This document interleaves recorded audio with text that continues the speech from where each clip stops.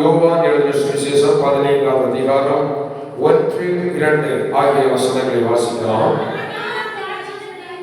நான் மெய்யான திராட்சை செடி, என் பிதா திராட்சை தோட்டக்காரர். என்னில் கனி கொடாதிருக்கிற கொடி எதுவோ அதை அவர் அறுத்து போடுகிறார். கனி கொடுக்கிற கொடி எதுவோ அது அதிக கனிகளை கொடுக்கும்படி அதை சுத்தம் பண்ணுகிறார். ஹல்லேலூயா. இன்றைக்கு திராட்சை செடி என்றல்ல, திராட்சை கொடி. ஆமென். திராட்சை கொடி என்கிற தலைப்பிலே கர்த்தருடைய வார்த்தையை கொடுக்க விரும்புகிறேன். எத்தனை பேர் திராட்சை செடி பார்த்திருக்கீங்க?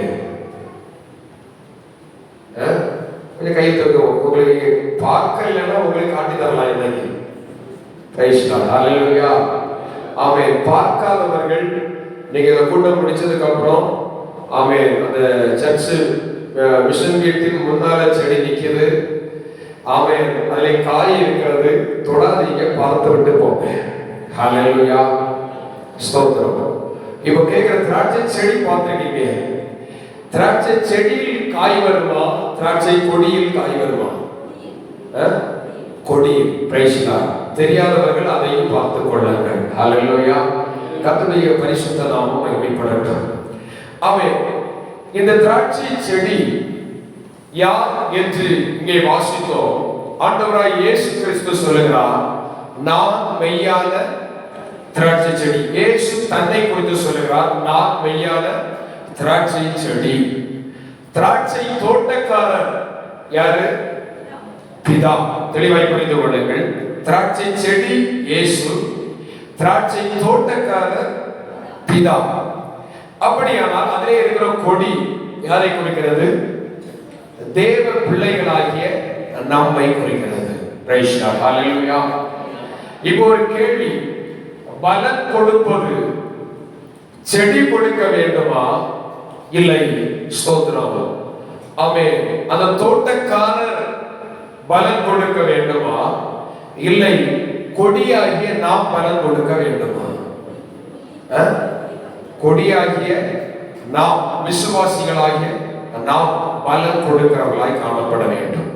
இதைத்தான் இங்கே வாசிக்கிறோம். ஆண்டவர் சொல்லி இருக்கிறார். ஆமென். கர்த்தருடைய நாமம் மகிமைப்படட்டும். ஆமென். அவர் சொல்லுகிறார், திராட்சை கொடி பலன் கொடுக்க வேண்டும். பலன் கொடுக்காதிருக்கிற கொடியை அவர் என்ன செய்கிறாராம்? அறுத்து போடுகிறார். அந்த கொடி பலன் கொடுக்கவில்லை என்றால் ஒரு விசுவாசி, நான் கொடி என்றால் நீங்கள் விசுவாசி என்று வைத்துக் கொள்ளுங்கள், திரும்ப திரும்ப சொல்ல மாட்டேன். ஆனா திரும்ப திரும்ப விசுவாசி விசுவாசின்னு சொன்னா நீங்க உடனே கேட்பீங்க, இவங்க என்ன சும்மாவே என்ன குத்தி குத்தி காட்டுறாங்க. அதனால அப்படி சொல்ல வர மாட்டேன். ஹல்லேலூயா. நாமே புரிந்து கொள்ள வேண்டும். ஸ்தோத்திரம். இந்த திராட்சை கொடியானது பலன் கொடுக்காமல் போனால், ஸ்தோத்திரம், திராட்சை கொடி எதிலே இணைக்கப்பட்டிருக்கிறது? செடியிலே இணைக்கப்பட்டிருக்கிறது. செடியிலே இணைக்கப்பட்டிருக்கிற எல்லா கொடிகளும் என்ன கொடுப்பதில்லை? பலன் கொடுப்பதில்லை. அதனாலதான் அவர் சொல்லுகிறார், பலன் கொடுக்காத அந்த கொடிகளை, கிளைகளை அவர் என்ன செய்வாராம்? தரித்து போடுவார். அல்லேலூயா. ஸ்தோத்திரம். ஆனால் ஒன்றை புரிந்து கொள்ள வேண்டும், கிளையிலே பலன் உண்டாகிறது, உலக பிரகாரமாய் சொல்லுகிறேன். ஆனால் இந்த திராட்சை செடி இருக்கிறது பாருங்க, இந்த திராட்சை செடியினால் எந்த ஒரு பலனுமே கிடைப்பதில்லை. ஹல்லேலூயா. காட்டில் எத்தனையோ மரங்கள், செடிகள், கொடிகள் இருக்கிறது. அவை சாதாரணமாய் ஒரு அத்தி மரத்தை எடுத்துக்கொண்டால் கூட அதனுடைய தடி மரம் விறகுக்காகவாவது கடைசியில் என்ன ஆகும்? பயன்படும். ஆனால் திராட்சை செடியானது எதற்குமே பயன்படுவதில்லை. அதை நீங்கள் வெட்டி ஒரு பர்னிச்சர் செய்ய முடியாது. செய்ய முடியுமா? முடியாது. அந்த திராட்சை செடியை அவை விறகுக்கு கூட பயன்படுத்த முடியாது. அதை வெட்டி வெயிலே உணர வச்சு திரும்ப கொண்டு சமையல் பண்ணும்படி விறகு அடுப்பிலே வைப்பீர்களானால் புகைதான் வருமே ஒளி அது எரியாது. Price the lord. ஹல்லேலூயா. அப்ப எதற்குமே பயன்படாத அந்த செடி, ஆமென், பிரைஸ் தி லார்ட், அந்த செடியிலே தான் கர்த்தர் கொடியை வளர பண்ணுகிறார். அந்த கொடியின் மூலமாய் ஒரு நன்மை, ஒரு பலன், ஒரு மேன்மை அதிலே உருவாகும்படி கர்த்தர் செய்கிறார். ஹல்லேலூயா, ஹல்லேலூயா. வசனம் தெளிவாய் சொல்லுகிறது, இந்த திராட்சை செடியினால் யாதொரு நன்மை உண்டாகுமோ, ஏதாவது ஒரு பலன் உண்டாகுமோ. Price the Lord. எசேக்கியேல் தீர்க்கதரிசி புத்தகம் 15ஆம் அதிகாரம் அதனுடைய 2, 3, 4 ஆகிய வசனங்களை 5 ஆகிய வசனங்களை வாசிக்கும் பொழுது வாசிக்கலாம். மனுபுத்திரனே, காட்டில் இருக்கிற செடிகளுக்குள் மற்ற எல்லா செடி கொடிகளை பார்க்கிறோம் திராட்சை செடிக்கு மேன்மை என்ன?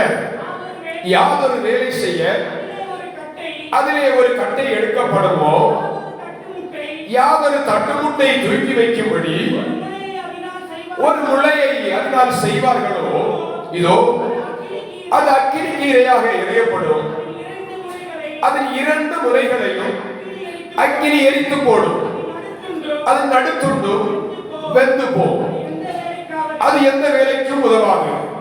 இதோ அது வேகாதிருக்கும் போதே ஒரு வேலைக்கு உதவாதிருக்க அக்கினி அதை எரித்து அது வெந்து போன பின்பு அது இனி ஒரு வேலைக்கு உதவுவதற்படி எதுக்குமே உதவாது. ஹல்லேலூயா. ஆமென். உலக பிரகாரமாய் ஒரு திராட்சை செடி எதற்குமே உதவாததாய் காணப்படுகிறது. ஹல்லேலூயா. ஆனால் ஆண்டவராகிய இயேசு கிறிஸ்து அவர் சொல்லுகிறார், நானே மெய்யான திராட்சை செடி. ஹல்லேலூயா. ஆண்டவராகிய இயேசு கிறிஸ்து திராட்சை செடியாய் இருக்கும் பொழுது, இயேசு கிறிஸ்துவாகிய செடியிலே தேவ பிள்ளைகளாகிய நாம் கொடிகளாய் இணைக்கப்படும் பொழுது, அந்த கொடி இயேசுவில் இணைக்கப்பட்டிருக்கும் பொழுது இயேசுவிடம் இருந்த கிருபைகளையும் அந்த இயேசுவிடம் இருந்த நன்மைகளையும் கொடியாகிய நாம் பெற்றுக்கொள்ளும் பொழுது பலன் கொடுக்க ஆரம்பிக்கிறோம். ஹல்லேலூயா. ஆனால் எல்லா கொடிகளும் இயேசுவோடு கூட இணைக்கப்பட்டிருக்கிறது. எல்லா கொடிகளும் சபைக்குள்ளே காணப்படுகிறது. எல்லா கொடிகளும் பலன் கொடுக்குமா என்று கேட்டால் அநேக கொடிகள் பலன் கொடுப்பதில்லை. ஆமென். ஆண்டவர் அதைத்தான் இன்னைக்கு நமக்கு சொல்லித் தர விரும்புகிறார். ஆமென். இஸ்ரவேல் ஜனங்களை ஒரு கொடியாக ஆண்டவர் எடுத்து காண்பிக்கிறார். சங்கீதங்களின் புத்தகத்திலே 80ஆம் அதிகாரம் அதிலே 8, 9 ஆகிய வசனங்களை வாசிக்கும் பொழுது அங்கே அவர் எவ்விதமாய் சொல்லுகிறார், நீர் எகிப்தில் எகிப்திலிருந்து ஒரு திராட்சை கொடி கொண்டு வந்து ஜாதிகளை துரத்தி விட்டு அதை நாட்டினீர், அதற்கு இடத்தை ஆயத்தப்படுத்தி அது வேரூற்றி தேசமெங்கும் படர்ந்தது. அல்லேலூயா. இங்கே சொல்லப்பட்டிருக்கிறது, இந்த திராட்சை கொடியை எங்கிருந்து கொண்டு வந்தார்? எகிப்திலிருந்து. எகிப்து என்பது பாவம் நிறைந்த உலகம்.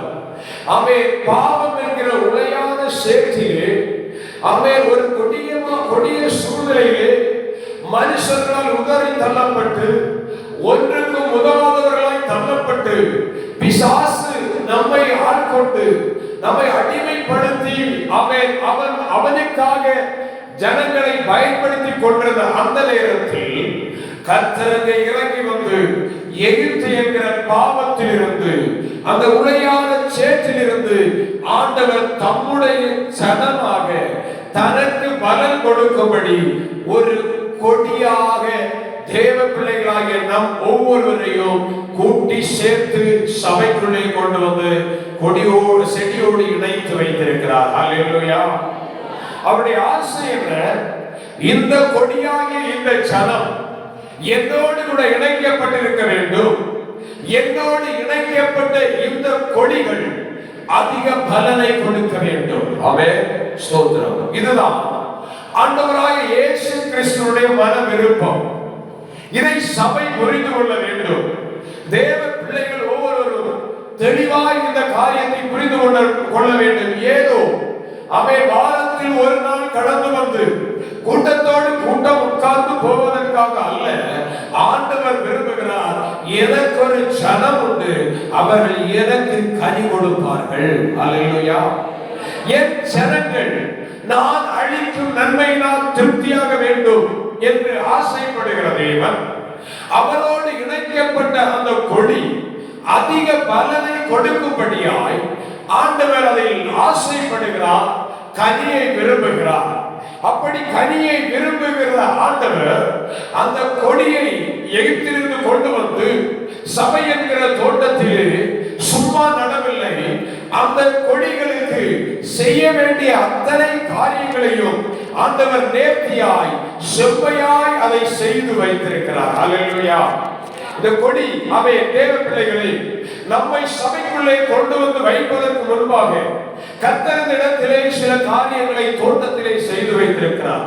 ஏசாயா தீர்க்கதரிசிகளின் புத்தகம் 5வது அதிகாரத்திலே ஆமென், அதை இவ்விதமாய் நான் வாசிக்க முடியும். 1, 2 ஆகிய வசனங்களை வாசியுங்கள். இப்பொழுது நான் என் நேசரிடத்தில் அவருடைய திராட்சை தோட்டத்தை குறித்து என் நேசருக்கேற்ற ஒரு பாட்டை பாடுவேன். என் நேசருக்கு மகா செழிப்பான வீட்டிலே ஒரு திராட்சை தோட்டம் உண்டு.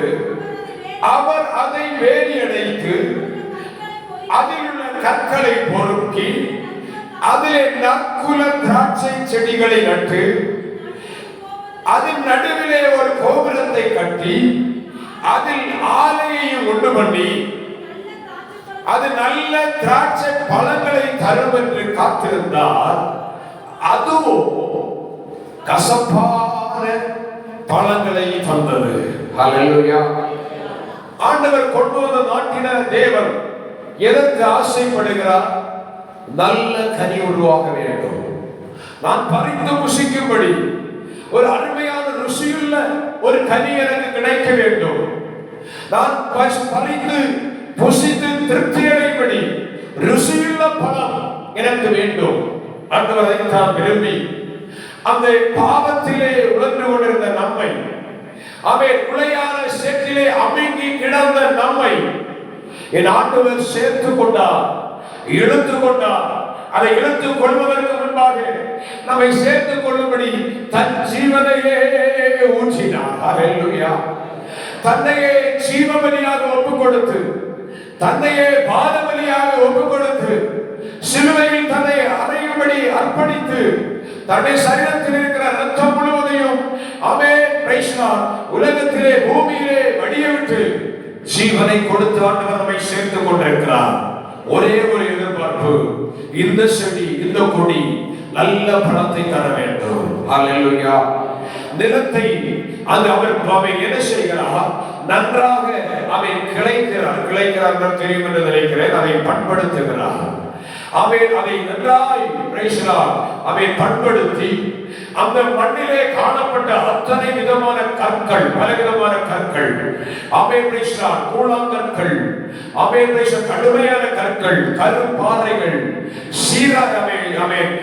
சீல் போன்ற குத்தி கிழிக்கிற சில கல்லுகள், இந்த செடி வேர் விடாதபடி காணப்பட்டு தடையாயிருந்த எல்லா பாவ சுபாவங்கள், பாவ கிரியைகள், பாவ செயல்கள் அத்தனையும் ஆண்டவர் ஒவ்வொன்றாய் சரியாய் தன் கைகளினாலே அதை பொறுக்கி எடுத்து அந்த மண்ணை தேவன் பண்படுத்தி அந்த மண்ணை அதிலே போட வேண்டிய அத்தனை உரங்களையும் போட்டு அந்த இடத்திலே ஒரு நற்குலமான திராட்சை கொடியாக நம்மை இணைய வைத்திருக்கிறார். ஹல்லேலூயா. ஒவ்வொரு நாளும் ஆண்டவருக்கு ஒரு எதிர்பார்ப்பு. சபைக்குள்ளே நாட்டப்பட்ட அந்த கொடியானது செழித்து வளர்ந்து கொண்டிருக்கிறது. ஏன் தெரியுமா? அந்த பூமியிலே, அந்த மண்ணிலே காணப்பட்ட கல்களை எல்லாம் எடுத்து விட்டார். அந்த மண்ணுக்குள்ளே தன்னுடைய இரத்தத்தையே ஆண்டவர் ஊற்றி இருக்கிறார். அந்த இரத்தத்தை உறிஞ்செடுக்கிற கொடியானது அழகாக இலைகளை விட்டு கொடியாய் படர்ந்து போய் கொண்டிருக்கிறது. ஹல்லேலூயா. இந்த சொல்ற அத்தனை நீங்க முன்னால இருக்கிற செடியில பார்க்கலாம். ஹல்லேலூயா. அது கொடிகளாய் படர்ந்து போய்கொண்டிருக்கிறது. ஆனால் அந்த கொடிகளை படர்ந்து போகும் பொழுது ஆண்டவராய் இயேசு கிறிஸ்துவுக்கு ஒரு ஆசை, இந்த கொடிகளிலே பலன் உண்டாகும், இந்த கொடிகளிலே நல்ல கனி உண்டாகும் என்று சொல்லி அவர் முன்பாகவே செடி அல்லது கொடி பலன் கொடுப்பதற்கு முன்பாக, பூ பூப்பதற்கு முன்பாக, காய் காய்ப்பதற்கு முன்பாக ஆண்டவர் ஒன்றை செய்கிறார். ஆமென். இதிலே பல காய்க்கிற அந்த கனிகளை எல்லாம் பறித்து அந்த திராட்சை செடி திராட்சை பழத்தை எடுத்து அதை பிழிந்து அதன் ரசத்தை எடுக்கும்படியாய் ஆண்டவர் தோட்டத்தின் நடுவே ஒரு கோபுரத்தை கட்டுகிறார். எதற்கு தெரியுமா?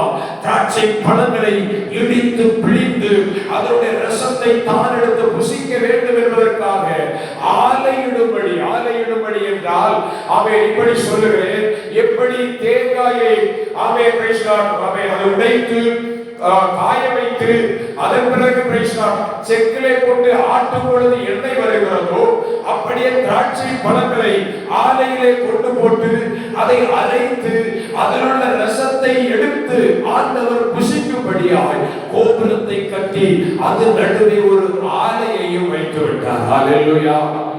இப்பொழுது எல்லாம் ஆயத்தம். என்ன தேவை? என்ன தேவை?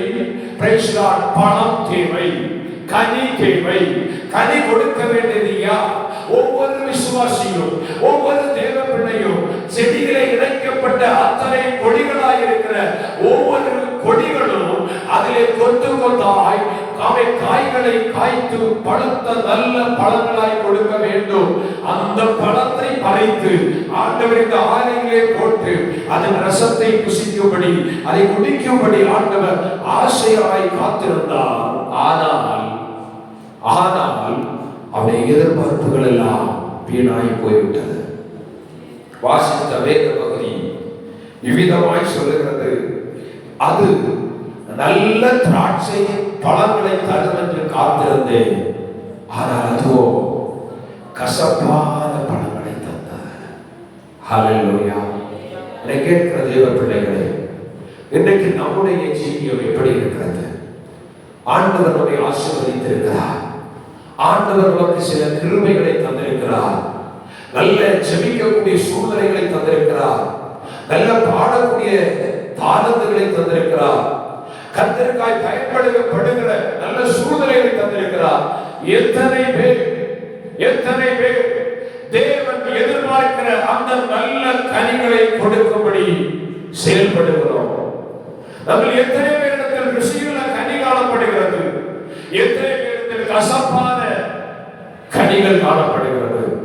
ஆண்டவருடைய இருதயம் அங்கலாய்ப்போடு சொல்லுகிறது, என் நேசருக்கு மகா செழிப்பான வீட்டிலே ஒரு திராட்சை தோட்டம் உண்டு. அந்த திராட்சை தோட்டத்தில் நற்குல செடிகளை கொண்டு நட்டு வைத்திருந்தார்.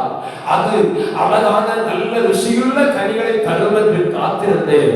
ஆனால் என்ன செய்ய வேண்டும்? கசப்பான பழங்களை தந்து கொண்டிருக்கிறது. அவர் திரும்ப கீழே கேட்கிறார், இந்த தோட்டத்துக்கு, இந்த கொடிக்கு நான் என்ன செய்ய வேண்டும்? அவர் கேட்கிறார், நான் என் திராட்சை தோட்டத்திற்காக செய்யாத வேலையை நான் இனி என்ன செய்யலாம்? அது நல்ல பழங்களை தரும் என்று காத்திருக்க, ஆமென். அது கசப்பான பழங்களை தந்தது என்ன?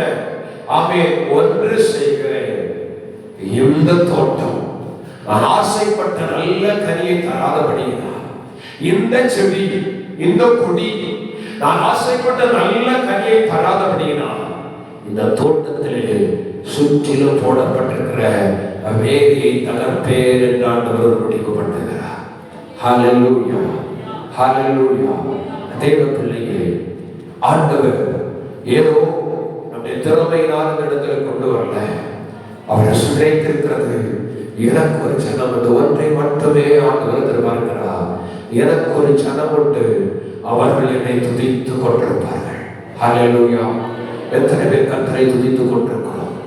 எத்தனை பேர் கடமைக்காய் கர்த்தரை ஆராதித்துக் கொண்டிருக்கிறோம்? எத்தனை பேர் மனப்பூர்வமாய் கர்த்தரை ஆராதிக்கிறோம்? எத்தனை பேருடைய ஆராதனை துதிகள் கர்த்தருக்கு பிரியமாய் இருக்கிறது? எத்தனை பேருடைய துதிகள் ஆராதனைகள் ஆண்டுடைய இருதயத்தை மகிழ பண்ணுகிறது? ஸ்தோத்திரம். பிரதித்தான் எதிர்பார்க்கிறார். ஆண்டவர் இங்கே சொல்லுகிறார், நல்ல கனி கொடாத மரத்தை வெட்டி போடுவேன், கொடியை வெட்டி போடுவேன் என்று அவர் சொல்லுகிறார். ஹல்லேலூயா. இன்றைக்கு இந்த இடத்திலே பிரேஷலா அவர் சொல்லுகிற ஒரு காரியம், அந்த கனி கொடாத பிரேஷா கொடிகளை ஆண்டவர் சுத்தம் பண்ணுகிறார். ஹல்லேலூயா. ஒரு திராட்சை கொடி காய் காய்க்க வேண்டுமானால் ஒன்றை புரிந்து கொள்ளுங்க, அதன் விருப்பத்துக்கு செழிப்பாய் வளர்கிறது, இலைகள் செழிப்பாய் இருக்கிறது, அதன் கொடியானது அழகாய் படர்ந்து போய்கொண்டிருக்கிறது என்று அதன் விருப்பத்துக்கு விட்டோமானால் அது என்ன செய்யாது? பலன் கொடுக்காது. ஹல்லேலூயா. அந்த கொடியிலே பூ பூக்க வேண்டுமானால், அந்த கொடியிலே பிரைஸ் லார்ட் ஸ்தோத்திரம், ஆமென், காய்கள் வர வேண்டுமானால், அந்த கொடியிலே காய்க்க வேண்டுமானால், படர்ந்து போய்கொண்டிருக்கிற அந்த கொடிகளிலே சில வெட்டுதல் தேவை. ஹல்லேலூயா. ஆமென். எந்த கொடி கனி கொடுக்கும் தெரியுமா? எந்த கொடி வெட்டப்பட்டதோ அந்த கொடியே பலன் கொடுக்கும். ஹல்லேலூயா. போய் பாருங்க, இன்னைக்கு யோசித்து பாருங்க, வெட்டப்படாத கொடிகள் 1000 படர்ந்து கிடக்கிறது, வெட்டப்பட்ட சில கொடிகளே காய்கள் இருக்கிறது. ஹல்லேலூயா. அப்படியானால் சபையை, தேவ பிள்ளையை ஒன்றை புரிந்து கொள்ள வேண்டும். கர்த்தருடைய வாழ்க்கையிலே கனி கொடுக்காத அனுபவம் வரும் பொழுது, நம்முடைய வாழ்க்கையில் தேவனுக்கு பிரியமில்லாத ஒரு வாழ்க்கை வரும் பொழுது, தேவன் அந்த இடத்திலே ஒரு முறித்தலை கட்டளையிடுகிறார், ஒரு வெட்டுதலை கட்டளையிடுகிறார். நல்ல கனி கொடுக்கும்படி, ஒரு மிகுந்த பலனை கொடுக்கும்படி கர்த்தருக்கு அவர் கொடிகளை வெட்டுகிறார். ஆனால் ஒன்று, அதிலும் கனி கொடுக்காத அவன் இன்னும் வெட்டப்பட்டும், இன்னும் அநேக முறை தண்டிக்கப்பட்டும், இன்னும் அநேக முறை எச்சரிக்கப்பட்டும், இன்னும் தேவனுடைய சித்தத்தின்படி வாழாமல், இன்னும் பிரைஸ் லார்ட் ஸ்தோத்திரம், தன் விருப்பப்படியே கனி கொடுத்து கொண்டிருக்கிற அந்த மரத்தை குறித்து ஆண்டவர் சொல்லுகிறார். நல்ல கனி கொடாத மரமெல்லாம் வெட்டுண்டு அக்கினியிலே போடப்படும். ஹல்லேலூயா. நல்ல கனி கொடா மரங்கள் எல்லாம் வெட்டுண்டு அக்கினியில் போடப்படும். நல்ல கனி கொடா மரங்கள் எல்லாம் வெட்டுண்டு அக்கினியில் போடப்படும். ராஜா வருகிறார், ஆயத்தமாவோ. ராஜா வருகிறார், ஆயத்தமாவோ. இயேசு வருகிறார், கொண்டு செல்லுவோம். இயேசு வருகிறார், கொண்டு செல்லுவோம். பணங்களெல்லாம் திகழ்ந்திட வேண்டும், மலைகள் குன்றுகள் தகர்ந்திட வேண்டும். போனலானவை சேராகணும், கரடானவை சமமாகணும். போனலானவை கரடானவை சமமாகணும். கோதுமையை பிரித்து களஞ்சியத்தில் சேர்த்து பதரையோ அக்கினியால் சுட்டெரிப்பாரே.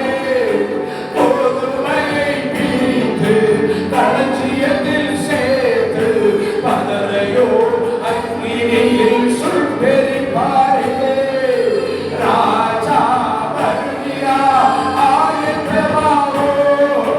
ராஜா வருகிறார், ஆயத்தமாவோ. இயேசு வருகிறார், கொண்டு செல்லுவோம். நம்ம இயேசு வருகிறார், கொண்டு செல்லுவோம். ஹல்லேலூயா. ஹல்லேலூயா. நல்ல கனி கொடாத மரங்களை கர்த்தர் முறித்து அக்கினியிலே சுட்டெரிக்கிறார். ஆனால் கனி கொடாத கொடிகளை, நல்ல கனிகளை கொடுக்கும்படி சுத்தம் பண்ணுகிறவராயிருக்கிறார். ஹல்லேலூயா. இன்னைக்கு தேவ பிள்ளைகளை, நம்முடைய வாழ்க்கையில் சில பகுதிகள் சுத்தமாக வேண்டும். ஆமென். அதை கர்த்தர் விரும்புகிறார். நம்முடைய வாழ்க்கையில் நம்முடைய மனம் போல வாழ்கிற ஒரு வாழ்க்கை வேண்டாம். தேவன் விரும்புகிற ஒரு வாழ்க்கை செய்ய எத்தனை பேர் நம்மை அர்ப்பணிக்கிறோமோ, எத்தனை பேர் நம்மை ஒப்புக் கொடுக்கிறோமோ, அவர்களையே கர்த்தர் பலனுள்ள, பயனுள்ள ஒரு கொடிகளாய் மாற்ற விரும்புகிறார். ஆமென். ஸ்தோத்திரம். ஆமென். ஆண்டவர் சுத்தம் பண்ண விரும்புகிற ஆமென் அநேக காரியங்கள் இருந்தாலும் சிலதை சொல்லிவிட்டு ஆமென் பிரைஸ் லார்ட் நாம் எதிலே அதிகமாக இணைந்திருக்க வேண்டும் என்பதை சொல்லி ஆமென் பிரைஸ் லார்ட் ஆமென் நான் ஜெபித்து முடிக்கும்படி விரும்புகிறேன். முதலாவதாக ஒரு தேவ பிள்ளை ஆமென் எங்கே சுத்தமாக வேண்டும், கர்த்தர் எதிலே நம்மை சுத்தம் பண்ண விரும்புகிறார். சங்கீதங்களின் புஸ்தகம் 73வது அதிகாரம் அதனுடைய 1வது வசனத்தை வாசிக்கும் பொழுது, சுத்த இருதயம் உள்ளவர்களாகிய இஸ்ரவேலருக்கு தேவன் நல்லவராகவே இருக்கிறார். அல்லேலூயா. ஒரு மனிதனுடைய இருதயம் முதலாவது என்ன செய்யப்பட வேண்டும்? சுத்தமாக்கப்பட வேண்டும். அல்லேலூயா. காரணம், இந்த இருதயமே எல்லாவற்றையும் செயல்படுத்துகிறார். நல்லது செய்கிறது இருதயம் தான், கெட்டதை செய்கிறது இருதயம் தான். அல்லேலூயா. இந்த இருதயம் திருக்குள்ளதாக இருக்கிறது. இந்த இருதயத்தை ஆமென் பிரைஸ் லார்ட் புரிந்து கொள்ள முடிவதில்லை எந்த மனிதனாலும். இந்த இருதயம் ஆமென் மனித நிமித்தமாய் சொல்லுகிறான், மனம் ஒரு குரங்கு என்று சொல்லுகிறான். அல்லேலூயா. மனம் ஒரு குரங்கு, என்ன செய்வதற்கு தெரியாது. Praise Lord.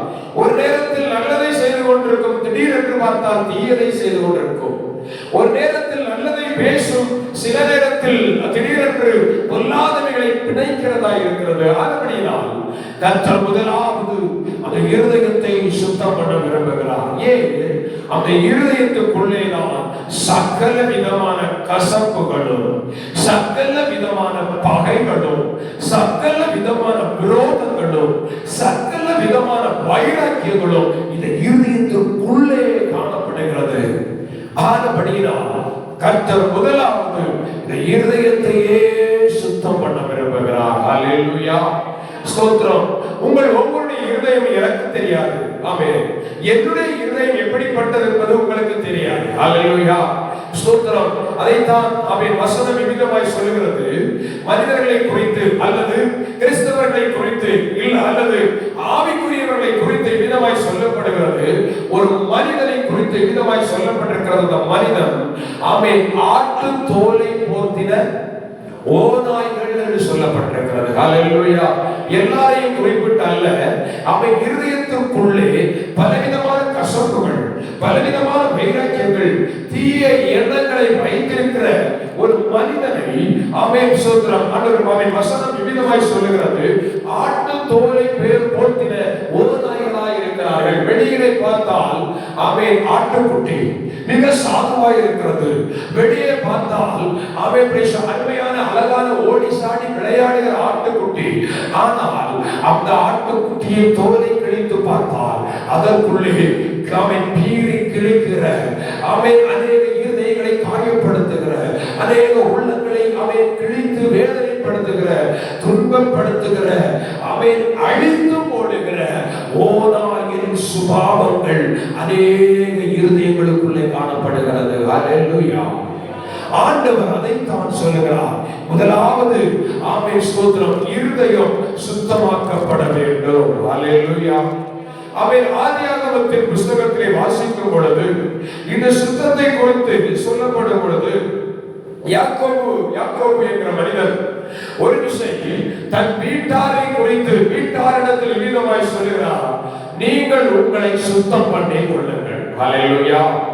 நீங்கள் உங்களை சுத்தம் பண்ணி கொள்ளுங்கள். Praise Lord. ஸ்தோத்திரம். ஆதியாகமம் புத்தகம் 35வது அதிகாரம் அந்த 2வது வசனத்தை வாசிக்கும் பொழுது, அப்பொழுது யாக்கோபு, வாசிக்காதவர்கள் வாசிக்க வேண்டும். அப்பொழுது யாக்கோபு தன் வீட்டாரையும் தன்னோட கூட இருந்த மற்ற அனைவரையும் நோக்கி, உங்களிடத்தில் இருக்கிற அந்நிய தெய்வங்களை விலக்கி போட்டு உங்களை சுத்தம் பண்ணி கொண்டு உங்கள் வஸ்திரங்களை மாற்றுங்கள். ஹல்லேலூயா. ஹல்லேலூயா. என்ன செய்யணும்? வஸ்திரத்தை மாற்றுறதுக்கு முன்னாக சுத்தம் பண்ணணும். Praise lord. ஹல்லேலூயா.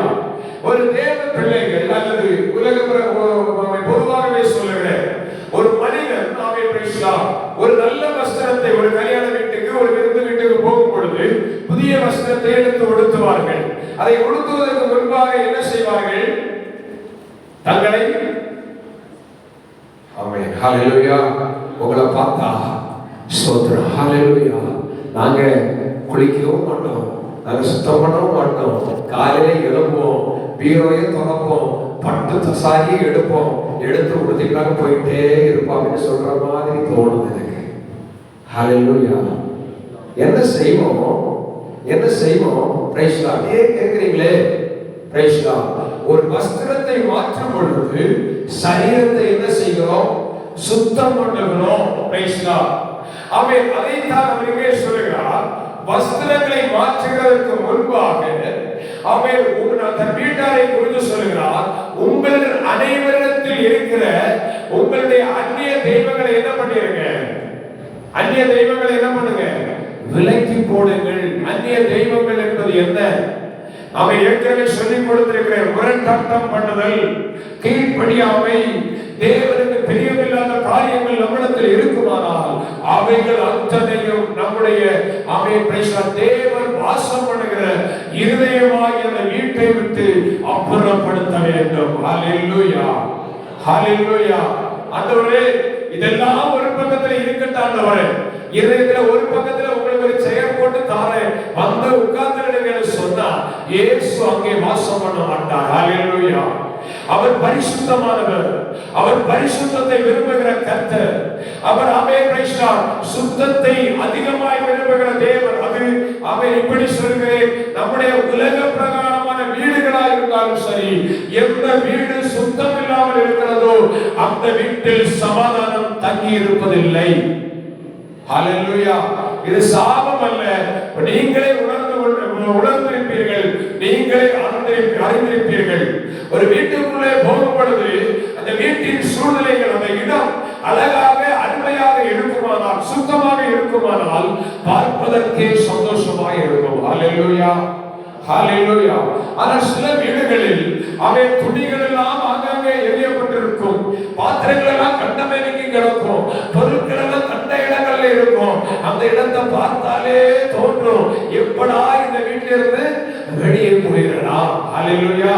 சாதாரணமாய் உலகத்தில் வாழ்கிற ஒரு மனுஷனை இப்படி நினைத்தால், பரிசுத்தத்தில் உன்னதத்தில் வாசம் பண்ணுகிற சர்வ வல்லமையுள்ள தேவன் நம்முடைய இருதயத்தில் எப்படிப்பட்ட பரிசுத்தத்தை விரும்புவார் என்று கொஞ்சம் யோசித்து பாருங்கள். ஹalleluya.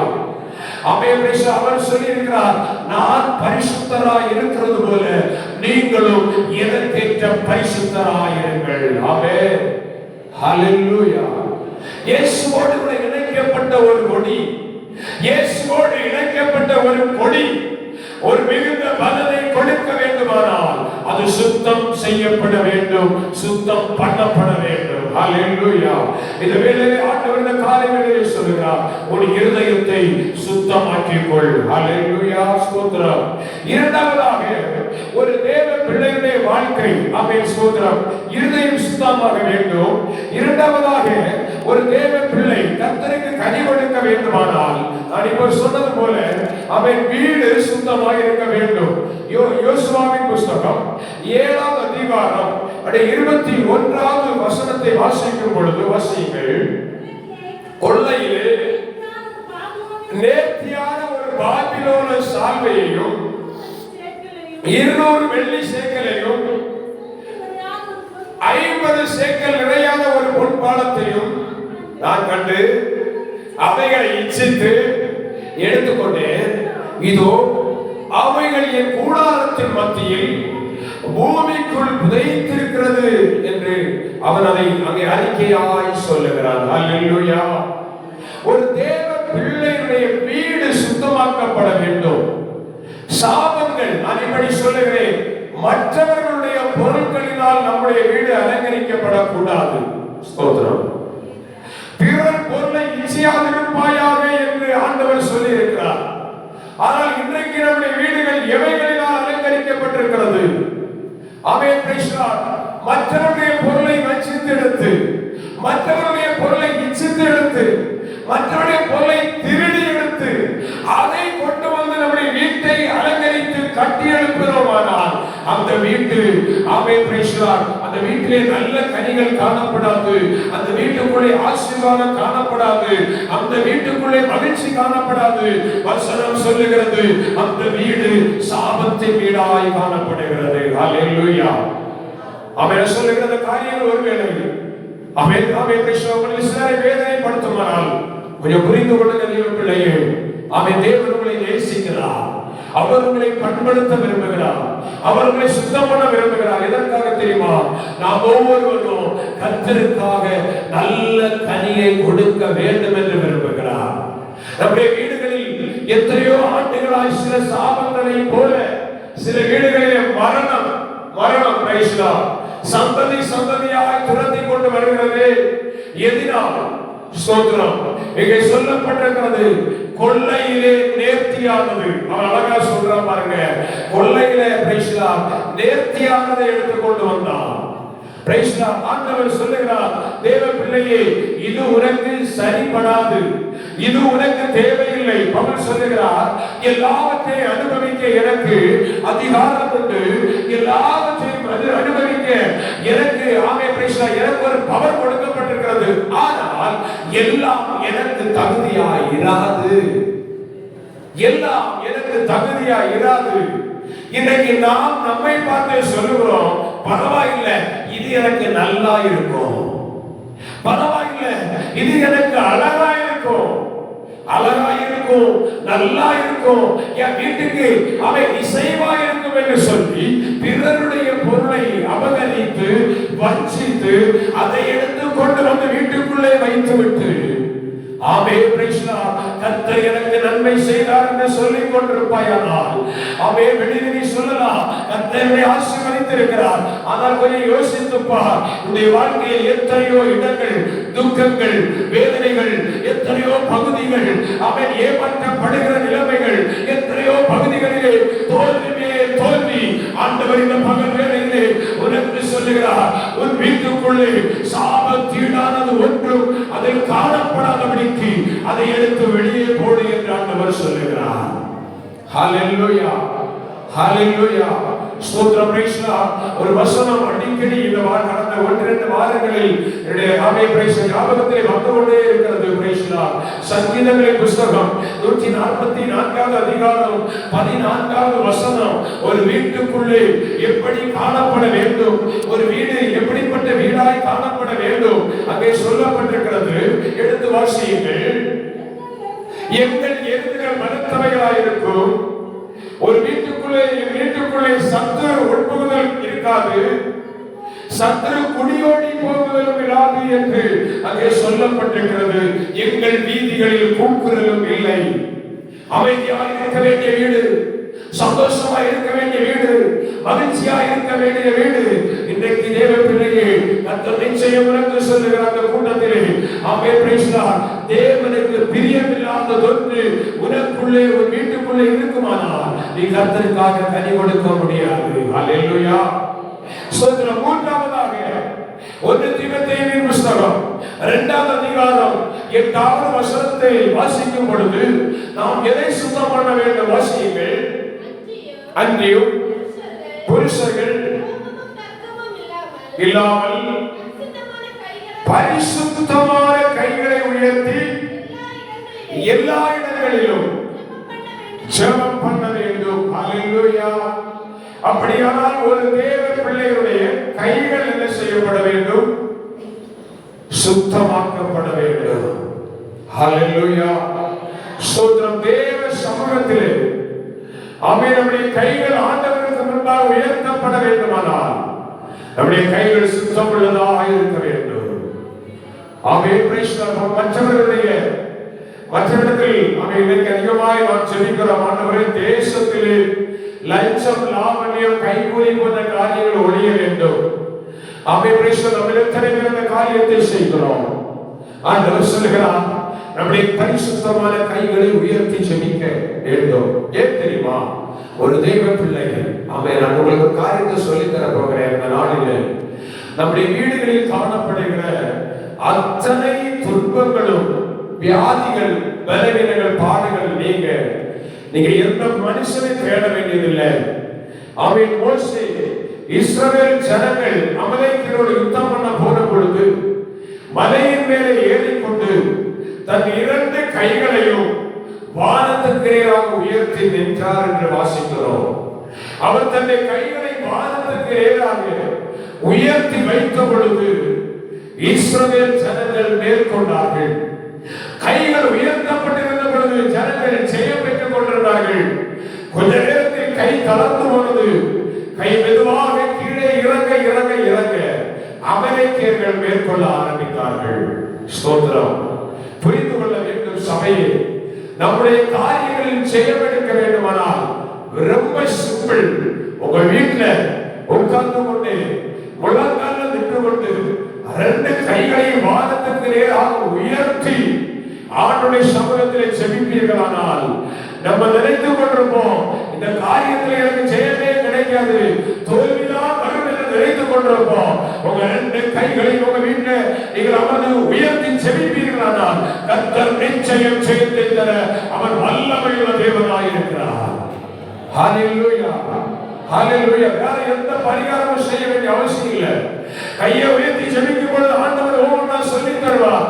அவைகளை செய்யும் பொழுது ஆமென், பிரைஸ் காட், நம்முடைய வாழ்க்கையிலே ஜெயத்தை பெற்றுக் கொள்ள முடியும். ஹல்லேலூயா, ஹல்லேலூயா, பிரைஸ் காட், ஸ்தோத்திரம். ஆமென். எனக்கு ஒரு அருமையான ஊழியர், ஆமென், தாயார் மதர் சுனீரம், நீங்க எல்லாம் தெரியும், ஜான் பாஸ்டர் மகள். அவர்கள் எனக்கு ஒருவர் சொல்லிக் கொடுத்த காரியம் தான் இது. Price God. வாலிபத்தின் நாட்களிலே சிறுவயதில் எனக்கு சொல்லிக் கொடுத்தார்கள். என் பெயரை சொல்லி சொன்ன வீட்டுல அமர்ந்து முழங்கால் கொண்டு 2 கையையும் உயர்த்தி ஜெபம் பண்ண எனக்கு ஒரு சொல்லிக் கொடுத்தாங்க. ஹல்லேலூயா, பிரைஸ் காட். அதை உங்களுக்கு இன்னைக்கு நான் சொல்லித் தருகிறேன். சபையே, உங்க வாழ்க்கையில ஜெயத்தை பெற்றுக் கொள்ள, கர்த்தருக்காக நல்ல கனி கொடுக்க, கர்த்தருக்காய் பிரகாசிக்க என் தேவன் சபைக்கு சொல்லுகிறார், உங்கள் பரிசுத்தமான கைகளை உயர்த்தி ஆண்டவருடைய சமூகத்திலே ஜெபம் பண்ணுங்கள். ஹல்லேலூயா, ஹல்லேலூயா. 4வதாக ஒரு காரியம், நான் கொஞ்சம் சுருக்கமாய் வேகமாய் போகிறேன். ஒரு தேவ பிள்ளையுடைய ஜெபம் சுத்தமாய் இருக்க வேண்டும். ஹல்லேலூயா. உள்ளத்தில் ஒன்று வைத்துக் கொண்டு வெளியில் ஒன்று சொல்லி ஜெபிக்க கூடாது. ஸ்தோத்திரம். அந்த ஜெபம் கேட்கப்படாது. ஹல்லேலூயா. காரணம், உள்ளத்தில் ஒரு ஆசை இருக்கும். இந்த காரியம் ஆமென், பிரைஸ் காட். அடிப்படை சொல்லுவேன். ஆமென். பிள்ளைகளுக்கு ஆமென், ஸ்தோத்திரம். வாலிபர்களுக்கு திருமணத்திற்கு வரன்களை தேடுவார்கள் பெற்றோர். ஸ்தோத்திரம். பெற்றோர் வரன்களை தேடும் பொழுது அவங்க உள்ளத்துல ஒரு ஆசை இருக்கும். என் பையனுக்கு இத்தனை லட்சம் ரூபாய்க்கு கார். பெற்றோர் இருக்கிறீங்க, மன்னித்துக் கொள்ளுங்க, தயவு செய்து செய்து ஆண்டவருக்கு ஞாபகப்படுத்துறவங்களால் அப்படியே போகிறேன். ஹல்லேலூயா. என் பையனுக்கு பெண் பார்க்கும் பொழுது இத்தனை லட்சத்துல கார், கர்த்தருக்கு ஸ்தோத்திரம். இத்தனை லட்சம் பணம், இத்தனை பொருள். அவன் இது என்னது? உள்ளத்தின் ஆசை. அதை உள்ளத்துல வச்சுட்டு வெளியில வந்து ஜெபிப்பாங்க. ஊழியர்களிடத்துல ஜெபம் பண்ண சொல்லுவாங்க. ஆண்டவருடைய சித்தத்தின்படி நல்ல ஒரு ஆவிக்குரிய பொருள் வேணும். Praise God. உள்ளத்துல என்னது? இத்தனை லட்சம் வேணும். இதயத்துல என்னது? நல்ல ஆவிக்குரிய பொருள் வேணும். Praise god. ஹல்லேலூயா. ஊழியர்கள் உபவாசம் போட்டு முட்டி போட்டு மண்டையை இடிச்சு ஜெபம் பண்ணாலும் நடக்காது. ஏன் தெரியுமா? உள்ளத்தில் ஒன்று, வெளியில் ஒன்று. ஹல்லேலூயா. ஜெபத்தில் என்ன இல்லை? சுத்தம் இல்லை. எப்படி நடக்கும்? Praise God. ஸ்தோத்திரம். எல்லா பல காரியங்களை கர்த்தர் கொண்டு வருவார். யோசித்து யோசித்து சொல்லுவாங்க, இது தேவ சித்தம் இல்லை, இது தேவ சித்தம் இல்லை. எப்போ அவர்கள் இதயத்தில் இருக்கிறபடி சரியாய் வருகிறதோ அதுதான் தேவ சித்தம். ஹல்லேலூயா, ஹல்லேலூயா. சமீபத்தில் கூட நான் பார்த்த காரியம், கேட்ட காரியம். ஹல்லேலூயா. அதனால தைரியமா சொல்ல, தேவ பிள்ளைகள் நம்முடைய காரியங்களிலே ஜெபங்களில் சுத்தம் வேண்டும். ஹல்லேலூயா. அவன் எலியாவை பாருங்கள், தைரியமாய் சொல்லுகிறார். மழைக்காக ஜெபம் பண்ணுகிற எலியா இவ்விதமாய் சொல்லுகிறார், என் வார்த்தையினாலே என் தேசத்திலே மழையோ பனியோ பெய்யாது. தைரியமா நம்ம சொல்ல முடியுமா? நம்முடைய ஜெபத்தில் அத்தனை ஒரு உறுதி இருக்கிறதா? தேவ பிள்ளைகளே, நம்முடைய வாழ்க்கையிலே இருதயம் சுத்தமாய் இருக்க வேண்டும். நம்முடைய வீடு சுத்தமாய் இருக்க வேண்டும். நம்முடைய கைகள் சுத்தமாய் இருக்க வேண்டும். நம்முடைய ஜெபம் சுத்தமாய் இருக்க வேண்டும். இன்னும் அநேக காரியங்கள் உண்டு. ஆனால் அவன் ஒரு தேவ பிள்ளை அவன் கிறிஸ்துவில் இணைந்திருந்தால் அவன் எப்படிப்பட்ட பலனை கொடுக்க முடியும்? முடியும். யோவான் எழுதின சுவிசேஷம் 15வது அதிகாரம் அதிலே 5வது வசனத்தை எடுத்து வாசியுங்கள். நானே திராட்சை செடி, நீங்கள் கொடிகள். ஒருவன் என்னிலும் நான் அவனிலும் நிலைத்திருந்தால் மிகுந்த கனி கொடுப்பான். அல்லேலூயா. ஒரு தேவ பிள்ளை கிறிஸ்துவோடு கூட இணைக்கப்பட்டிருந்தால், செடியாகிய இயேசுவோடு இணைக்கப்பட்டிருந்தால் மிகுந்த பலன் கொடுக்க முடியும். எப்படிப்பட்ட பலன் தெரியுமா? என்னாகமத்தின் புஸ்தகம் 13வது அதிகாரம் 23வது வசனத்தை வாசிக்கும் பொழுது அங்கே ஒரு பலனை குறித்து சொல்லப்பட்டிருக்கிற வாசியுங்கள். எஸ்கோல் பள்ளத்தாக்கு மட்டும் போய் ஒரே குலையுள்ள ஒரு திராட்சை குலை வெட்டி அறுத்தார்கள். அதை ஒரு தடியிலே 2 பேர் கட்டி தூக்கி கொண்டு வந்தார்கள். அல்லேலூயா. அந்த திராட்சை குலை எப்படி இருந்தது? 2 பேர் தூக்கக்கூடிய அளவுக்கு செழிப்புள்ளதாய், பெரியதாய், மிகுந்த பலனுள்ளதாய் காணப்பட்டது. ஒரு தேவ பிள்ளை அவன் கிறிஸ்துவோடு இணைக்கப்பட்டிருந்தால் மிகுந்த பலன், அது மேன்மையான பலன், அது உலகம் ஆச்சரியப்படக்கூடிய பலனாக இருக்கும். அல்லேலூயா. கர்த்தர் இந்த நாளிலே என்னையும் உங்களையும் அப்படிப்பட்ட பலன் கொடுக்கிறவர்களாகவே மாற்றும்படி விரும்புகிறார். அல்லேலூயா. ஹalleluya. praise the பிரியமான தேவனுடைய பிள்ளைகளே, இந்த வார்த்தையை சுருக்குகிறேன், நேரம் கடந்து போய் கொண்டிருக்கிறது. ஆமென். praise நல்ல கனி கொடுக்கும்படி கர்த்தர் அந்த கொடியை சுத்தம் பண்ணுகிறார். சுத்தம் பண்ணியும் கொடி அந்த கொடியானது கனி கொடுக்காவிட்டால், யோவான் எழுதின சுவிசேஷம் 15வது அதிகாரம் 6வது வசனத்தை வாசிக்கும் பொழுது அங்கே சொல்லப்பட்டிருக்கிறது, ஒருவன் என்னில் நிலைத்திராவிட்டால் வெளியே ஏறியுள்ள கொடியை போல அவன் எரிந்து உலர்ந்து போவான். அப்படிப்பட்டவைகளை சேர்த்து அக்கினியிலே போடுகிறார்கள். தேவ பிள்ளையே, நீயும் நானும் அக்கினியிலே போடப்படுகிற ஒரு கொடியாய் காணப்படக்கூடாது. தேவன் சுத்தம் பண்ணுகிற இந்த நாட்களில் நம்மை சுத்தம் பண்ணும்படி தேவனுடைய கரத்திலே அர்ப்பணிக்க ஒரு ஒப்பு கொடுக்க யாராயத்தோம். இந்த வேளையில் எல்லாரும் முழங்கால் படியிட போகிறோம். முழங்கால் படியிட்ட ஆண்டுடைய சமூகத்திலே ஒரு 2 நிமிடம் எத்தனை பேர் உங்கள் வாழ்க்கையை அர்ப்பணிக்க போறீங்க? ஆண்டவரே, உமக்காய் கனி கொடுக்கிற நல்ல அனுபவம் என்னிலே உருவாக வேண்டும். ஆண்டவரே, நல்ல அனுபவம் என்னிலே உருவாக வேண்டும். ஆண்டவரே, விரும்புகிற தேவ பிள்ளைகள் இயேசு வரப்போகிறார். ஹalleluya, ஹalleluya. தேவன் தமது அருமையான கனிகளை புசிப்பாராக. தேவன் தமது அருமையான கனிகளை புசிப்பாராக. இதோ மத்திய வானத்தில் ஆண்டவராகிய இயேசு கிறிஸ்து ஆண்டவர் அந்த பலன்களை சேர்க்கும்படி, அந்த கனிகளை சேர்க்கும்படி வெளிப்பட போகிறார். நல்ல கனி கொடாத மரமெல்லாம் வெட்டுண்டு அக்கினியிலே போடப்படும் என்று சொல்லப்பட்டிருக்கிறது. ஒப்பு கொடுப்பீங்களா?